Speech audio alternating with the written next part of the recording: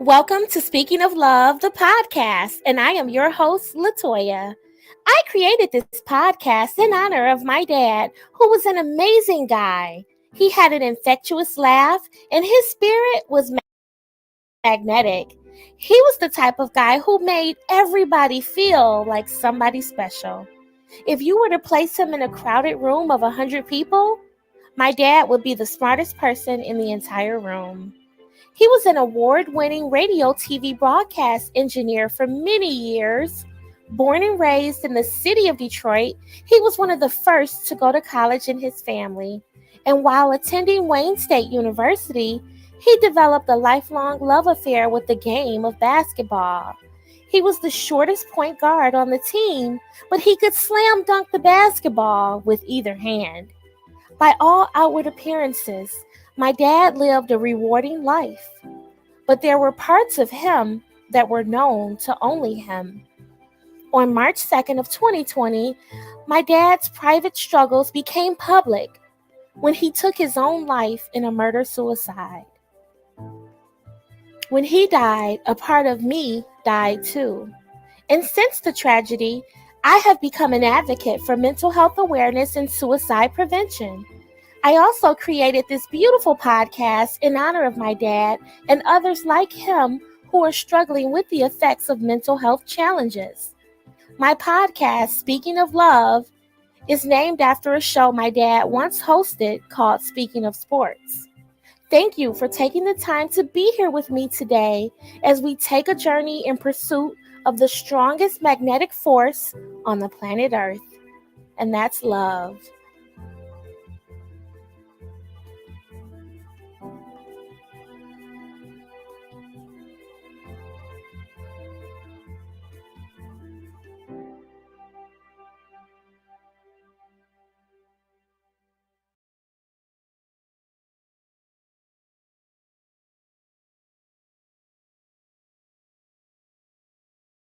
My name is Latoya Bond, and I have a podcast called Speaking of Love. My podcast is dedicated to the memory of my dad who took his own life in a murder-suicide. Aside from that, I am a business owner. I have a home-based business.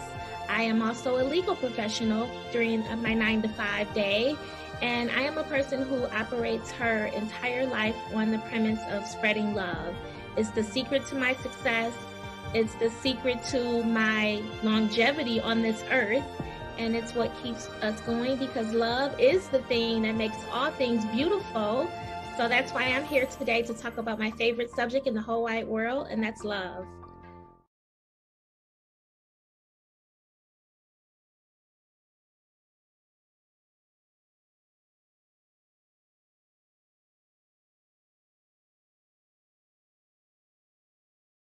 Welcome to Powerless to Powerful with Angela Bennett, a show that brings a sassy mix of transformative advice on health, relationships, love, career, and mindset shifting, together with some fun and laughter. Powerless to Powerful with Angela Bennett begins now. Hello and welcome to Powerless to Powerful with Dr. Angela Bennett and my special guest, Latoya Bond. Latoya is a legal support professional, radio personality, and a small business owner. She is also the host of Speaking of Love podcast, created in honor of her father who took his own life in a murder-suicide. Since the tragedy, Latoya has become an advocate for mental health and suicide prevention. As a minority woman, Latoya is nationally recognized by Black Women in Radio, BWR, for her outstanding and influential contributions to Black radio culture and digital media around the globe.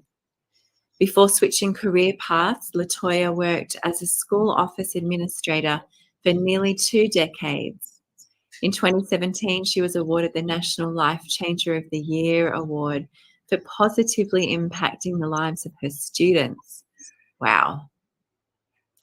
Latoya is also the Executive Board Secretary for the Down Syndrome Guild of Southeast Michigan. She is a respected community leader who believes that spreading love is the secret to her success. Wow, Latoya Bond, it is such an honor and a privilege to have you on this show. Thank you so much for being here. Thank you, Dr. Angela. Thank you. I will just say before we go any further that there is sensitive, or there may be topics and conversations that some of you may find sensitive or hopefully not triggering. But if so, please reach out either to Latoya or myself, or someone within your community who can help you with whatever comes up for you. You are not alone we don't want you to be alone in what's coming up, in what we're about to discuss, because it is such a sensitive topic. So please know that we are here to support you in every way that we can.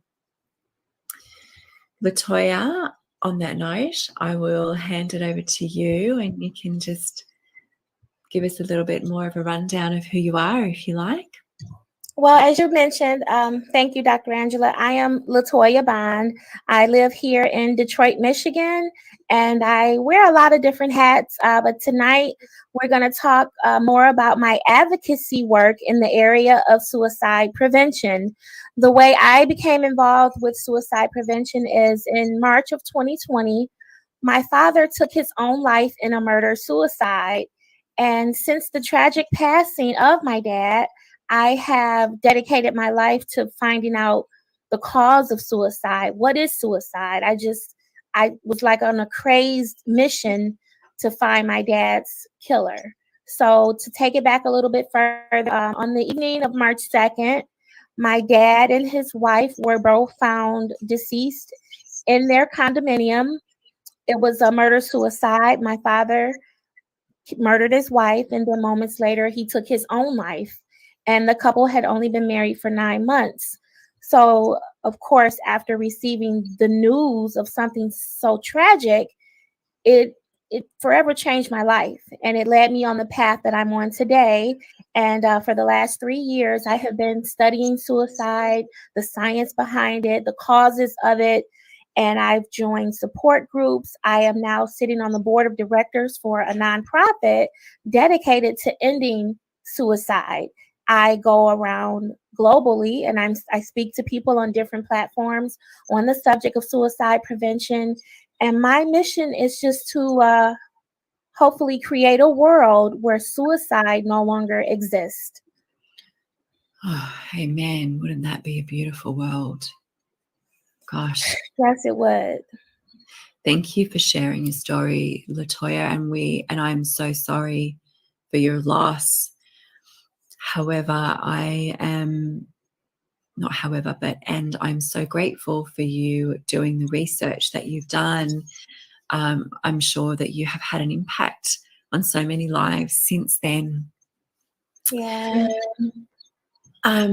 So I'm interested. I'll ask you a couple of questions, and we can just open up the discussion here. So, what typically motivates, through your study that you've learned, what typically motivates individuals to commit such an act as suicide and or murder-suicide? Well, suicide is such a complicated subject matter. I know that suicide is a disease of the mind and not a disease of the brain. So when people take their own lives, it could be for a multitude of reasons. It could be a history of depression. 90% of people who die by suicide have a diagnosable mental illness. And you're far more likely to encounter someone having suicidal thoughts than you are to having someone who's in a cardiac arrest. So just to let you know, suicide is very common, and it's not talked about. There's a negative stigma behind suicide, so people don't really want to discuss it, but it's a conversation that really needs to be had, because last year in the United States alone, 47,000 people died by suicide. In our country, every 11 minutes, someone dies by suicide. So, what that means, Dr. Angela, is by the time we get done recording this podcast here, we will have lost at least 3 more people. depending on how long this podcast goes. So it's a very sensitive subject matter, and we need to bring more awareness to it. So back to your question, some of the things could be depression, anxiety, loss of a loved one, loss of a relationship, loss of a job, lack of proper coping skills. There are a number of factors that could lead to someone wanting to take their own life. And I've also learned that as a suicide loss survivor, I am now at a greater risk of taking my own life by suicide as well. So it's very complicated. So out of curiosity, why does that make you a greater risk of taking your own life? Because when you lose someone by suicide, the way that I lost my dad, there's a desire for a reunion, for a longing to want to be with that person. When a person dies by suicide, they leave their family with unanswered questions, regret, guilt. So all of those factors can lead you to want to reunite with your loved one. And it's not uncommon that people who've lost someone very close to them by suicide will one day themselves commit suicide. My father, let's take him for example. When he was in his 20s, his very best friend took his own life after a relationship ended with a girlfriend. So that was my dad's best friend. He took his own life. He died by gunfire. And if you fast forward maybe 20 years later, my cousin, which was my dad's favorite nephew, he took his own life by suicide. So my dad would always crack jokes about suicide. And I realized now that there was an element of truth to his sarcasm. He used a lot of humor to mask his pain. Yeah, that's interesting. So I guess maybe you can talk about, thank you for sharing that. And just going along with that, maybe you can share some ways that roles that people can play, so friends, family, community members can play in preventing a murder-suicide from occurring. Because if we know about these statistics, and we know, and we'll discuss more about statistics in a sec, because 47,000 people a year, did you say? Nearly 47,000 people in the United States alone. United States. Only in the United States alone. So just imagine globally what the number is. Yeah.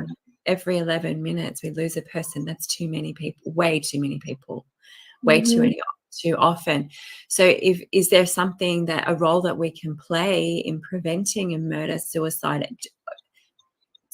in general from occurring? Well, the one thing that you can do, Dr. Angela, is just be present. Recognize your loved ones and your friends and people who are close to you. Watch for the warning signs. If a person is exhibiting isolation, that's the biggest factor. If they're isolating themselves, they don't want to go out and do the things that they used to enjoy. If they're missing work, if they've lost their desire to go to school, they don't want to go to work, they're not showering, they've lost their zest for life, they're making jokes about suicide, or they're searching online for means of ways to end their life, giving away prized possessions. I spoke with a lady last week, and her husband took his own life, but just before he did, he gave away his class ring that he had had for like 40 years. He gave it to one of his sons. So giving away prized possessions, things of that nature, those are all warning signs that the person may be reaching out for help. Yeah, that's amazing. Thank you. And so I guess that would be some of the common warning signs or risk factors that you've just mentioned. Is there anything more that you'd like to add to that? I'll be honest with you, Dr. Angela. This is no cookie cutter ingredient, because some people don't really exhibit any signs that we recognize. For example, with my dad, he would always joke about suicide. I would call him sometimes and say, "Hey, Dad, how was your day today?" And he'd go, "Oh, I had a rough day. I'm just looking for the Ambassador Bridge." And I would say, "Why are you looking for the bridge?" And he would say, "Oh, because I'm ready to jump." And we would laugh it off. It was a joke. But now, hindsight is 2020. I realize now that there was an element of truth to the joke. He really wanted to jump. So we Yeah. have to be careful of that. Yeah. Oh, wow. So being present, I love that. Watching for warning signs, that's really great. And out of those 47,000 that are almost 47,000 that are committing suicide, do you know the percentage of men versus women? Well, over half of that number is men. Men are far 2 times more likely to take their own lives than women. So yes, men are leading the way. Specifically in the United States, white males are far more likely to take their own lives than any other race of men. Wow, white men. Hmm. So how can people? So when you say it's a disease of the mind and not the brain, Hmm. what can people do? I mean, is that so? That's depression. And so, what else would it look like? I know that you said it's not a cookie cutter, but I guess, Well, generally, people who die by suicide, 90% of them have been diagnosed with bipolar, depression, anxiety. All of that goes hand in hand. It could also be from substance abuse. Uh, those are some of the factors there. But what I mean by it being a disease of the mind, it's not a defect with your brain. You know, like an aneurysm would be an effect of the brain. This is something that's caused by the human mind, your thought process, things that the disease, the depression, the anxiety is telling you you're not worthy, you're not lovable, take your own life. So it's a disease of the mind, not so much a defect of the brain, if that makes sense. yeah, I love that. That's really great. Thank you. And so, is it heavily connected with domestic violence and financial stresses? Yes, financial stresses, domestic violence, a lack of self love, all of that can contribute to a person not wanting to live anymore and taking their own lives. Mm, Hmm. wow. And so, moving on to maybe the psychological implications for survivors and loved ones that are affected by suicide. How do those around them, those that are left behind, how do they get on with life? Yeah. That's the $1 million question. I will just speak for me, Dr. Angela. What I have done, the moment that I found out that my dad had took his own life and took his wife's life, I knew that I had to find out exactly what caused this. I went on a crazed mission to find the killer. It was like I became obsessed with suicide prevention. I created a YouTube playlist with suicide prevention videos. I purchased a lot of books. I started talking to people. I joined a support group. I read pamphlets. I wanted to know how this could happen. And so, as a means to survive for me, number one, I refuse to let my father die in vain. So I have created a podcast in his honor because I want my dad to be remembered for the man that he was and how he lived and not specifically how he died. He did a horrible thing. He took someone's life. But I want to raise awareness because this could have been prevented if we had known what was going on, if we could have helped him, if we could have reached out.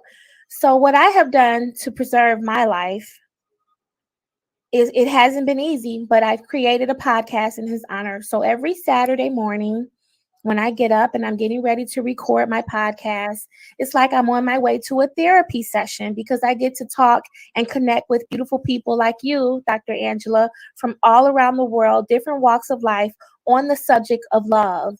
Now, my podcast is called Speaking of Love because my dad was a radio TV broadcast engineer for many years, and he hosted a radio show years ago called Speaking of Sports.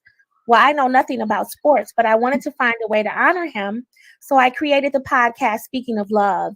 And so the way that we stay connected, when I'm interviewing people like you and I'm speaking live on the radio or on the podcast, it's almost like I'm walking in my dad's gift. So what I would tell your audience, if you've lost someone to suicide, the way that you stay connected to them is that you do something to honor that person's memory on a regular basis. My dad loved radio, TV, broadcasting engineer. So I'm a radio host, I'm a podcast host, and I'm walking in his gift. And if let's say your loved one took their own life and they loved apple pies, you can bake apple pies once a month and distribute them to people in your community as a way to honor your loved one. Stay connected to them. You can journal about your loved one, create a picture collage, do something to honor their memory.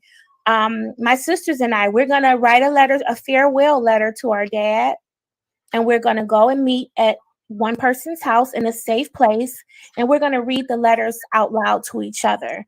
That is one way to also stay connected to your loved one who's no longer there, and just continue to fight. I mean, learn more about suicide prevention, become an advocate, let your voice be heard.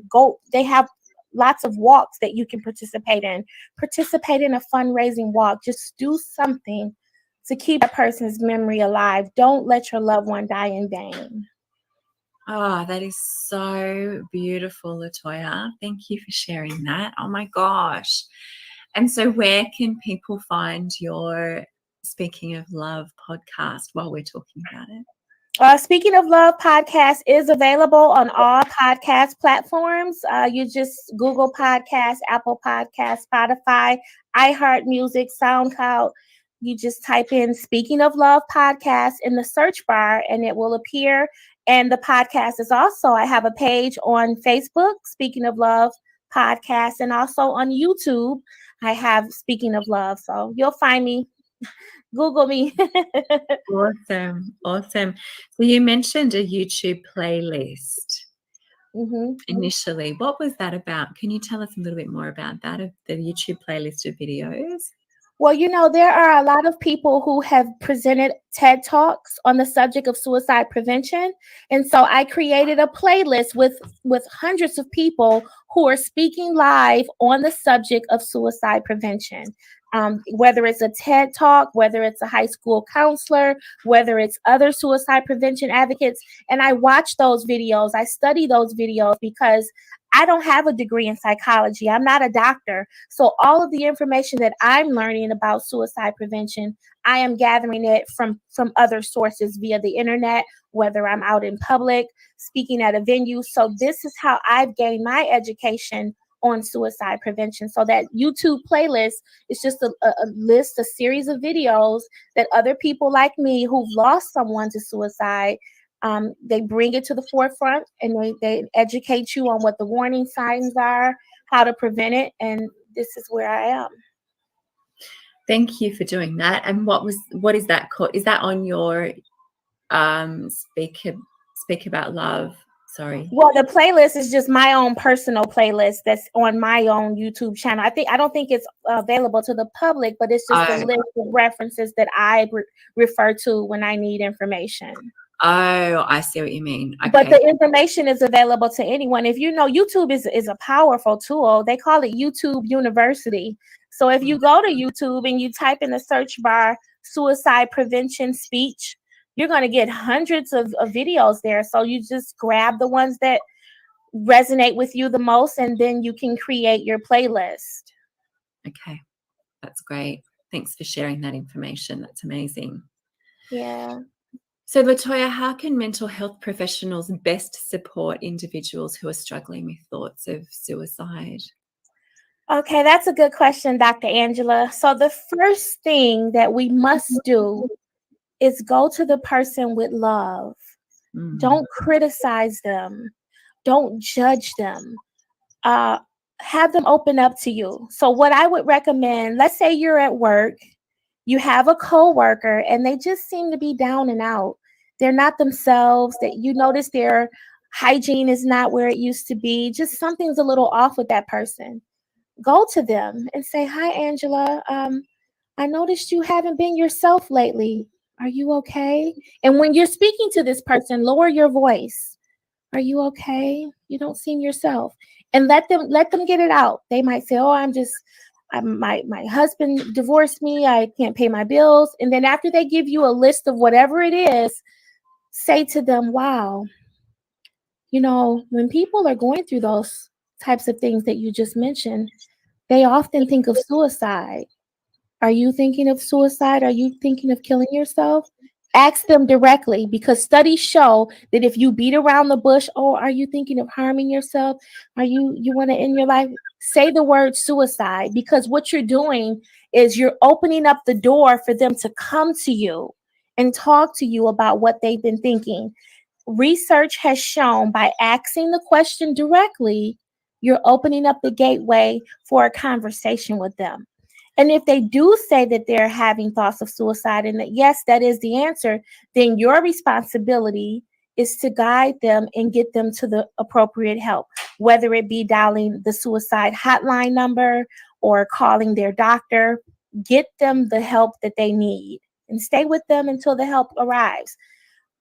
I also want to tell you what not to do. Okay, great. If you have a conversation with someone and they express to you that they have the desire to end their own life, they don't want to live anymore, "I'm going to kill myself, I want to commit suicide," the worst thing you can do is look at them and say, "Oh, come on now, you can't be that weak. Are you serious? You can't be thinking of suicide, are you? Oh my goodness." Don't do that, because if you talk to them that way, you're gonna build a wall between you and that person, and you may not be able to reach them. So just be gentle in your approach. Talk to them with love, and whatever the problem is, don't try to fix it. It's not your job to fix it, and you're not going to be able to fix it in that moment. So what you can do is guide them to the appropriate help, and they have to be willing to get the help in order for it to be done. So just at the end of the day, go to them with love, not judgment. You can't fix it for them, but just be a source of love. Open your heart, because people who feel loved are less likely to take their own lives. Yeah. So just be careful in your approach. Yeah, thank you so much for bringing that to the forefront, both sides of that, what to do and what not to do, because I know for myself, actually mentioning the word suicide is not something that I normally would have done. So Mhm. thank you for that insight. It's really powerful. It's as though you give them permission to speak freely. Yes, yes. And Without- it is harsh, because when I first learned about it and I heard that they recommended saying suicide, I was like, "Ooh, that's kind of, I don't know." But studies show that you just say the word. Don't be afraid. "Are you thinking of suicide?" And then you can maybe share a story with them. I had a neighbor years ago who took her own life. "Are you thinking of suicide?" It's not what you say, it's how you say it and your voice inflection, because they're already in a broken place. Yeah, So if you go to them with a deep voice and a critical or judgmental, you're going to push them back, and you don't want to do that. yeah, And then I do also want to offer, if the person is not willing to tell you what's going on, just stay in their presence. Like, okay, no, if the person says, "No, I don't have any, I'm not thinking of suicide, I'm fine." Okay, well, listen, I'm here for you. I care about you. I just noticed something was off. And if you ever want to talk, I'm here. And then just kind of follow up with that person periodically. And if it's something there, they will eventually open up to you. that is so good, Latoya. So good. Um, I know. Thank you for sharing. It's really powerful. I know with the stigma that comes around with suicide, there's a lot of people that think it's really selfish, and Mhm. there's so much said about it. So many mixed emotions, and I think a lot of it is, dare I say, ignorance or misunderstanding. But what I know is this: I have attempted suicide myself, and one of the occasions, fortunately, thank God, his breath is still in my lungs. But Mhm. one of the occasions, I overdosed, and my experience when I was found and taken to the hospital, and the treatment that I received was really, I was an inconvenience. Like, how dare I do such a thing? How dare I waste their time?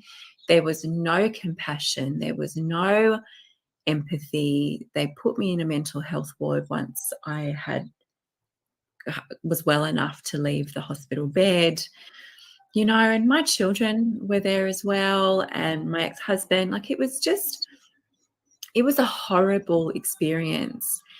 And the whole thing was so tragic and horrible. And then to be treated like that when you're in your most vulnerable place, when someone is in a space where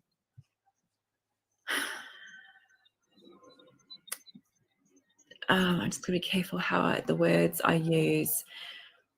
When someone is in a space where they get to the point that this is it, I'm going to do it. If someone can meet them with love and compassion rather than ridicule and judgment, like you were just saying, it would have made such a difference. It helps. It helps. Yeah, it would have helped a lot. And even, when we need to ask for help, it's not because we ask for help in those weak moments so we can remain strong.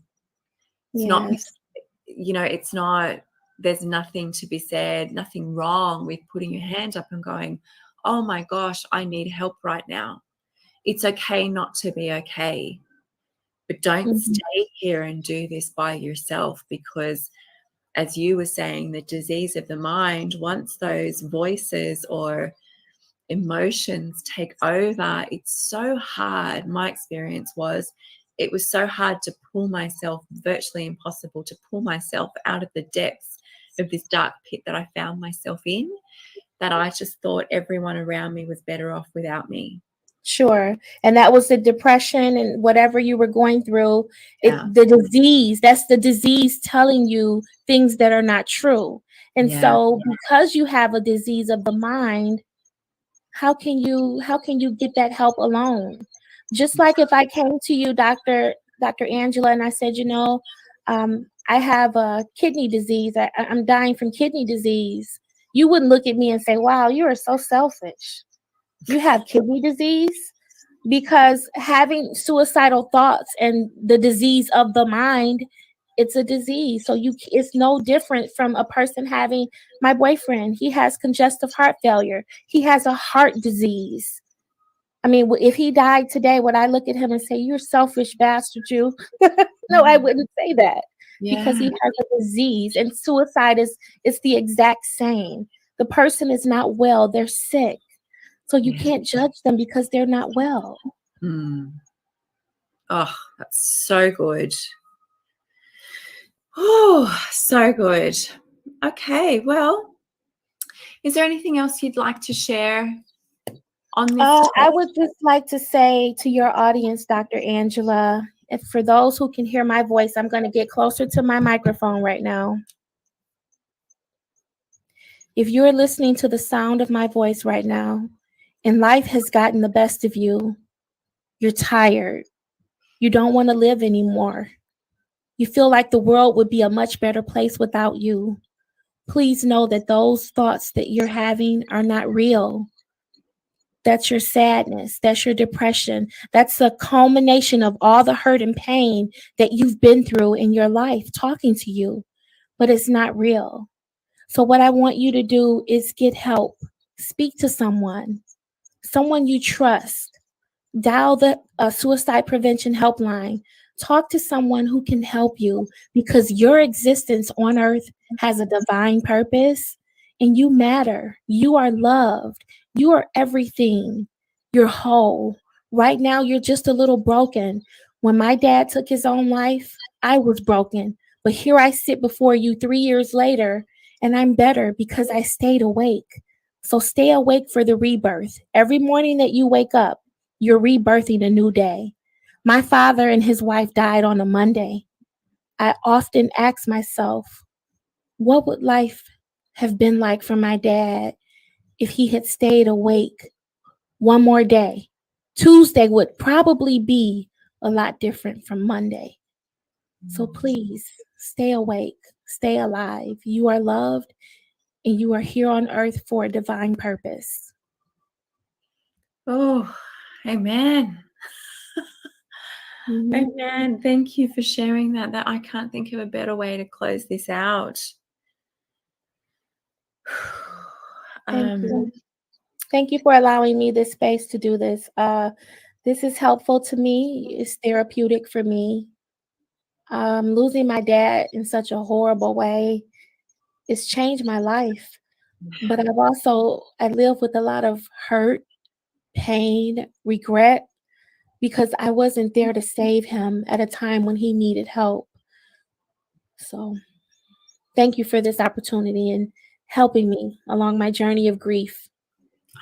Thank you so much. And I just want to acknowledge that it's only been a couple of years for you, and you have blown my mind by your ability to be here, to show up, to be able to have this conversation with us.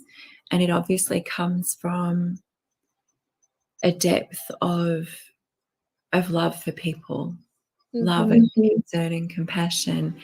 And I love this being awake. Stay Yeah, awake. stay awake for the rebirth. This is my dad behind me in this photograph. My dad and I, we took this picture on his 40th birthday. Oh, no, I'm sorry, my 40th birthday. We took the picture together at his apartment. And one of my viewers had this beautiful painting made of us. And I often look at the photograph and I just turn to my dad and I say, I hope I make you proud. Yeah, I'm sure. Oh my gosh. I know that you would be. I know Yeah. you'd be so proud of you. I don't doubt that for a minute. It Yeah, has it's not been. easy.